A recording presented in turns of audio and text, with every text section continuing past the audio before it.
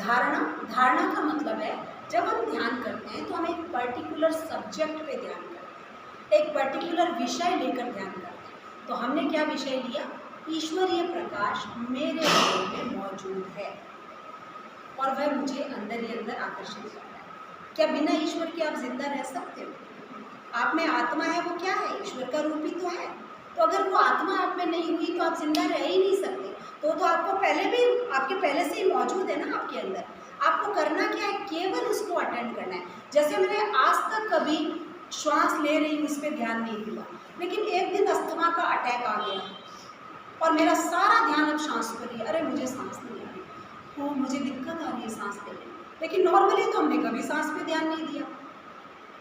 तो ऐसे ही धारणा में हम पर्टिकुलर उस विचार पर जाते हैं, इंटेंशनली जाते हैं फोकस्ड फॉर्म में कि ईश्वर मेरे अंदर है। अरे हाँ, मैंने कभी ध्यान नहीं दिया, ईश्वर जैसी प्यारी चीज़ मेरे अंदर है, वो मेरा सबसे प्यारा मित्र है, मुझे उसके साथ कंपनी लेनी होगी, वही मुझे हर चीज़ देगा, वही ऑलराउंडर बनाएगा, एक परफेक्ट इंसान बनाएगा।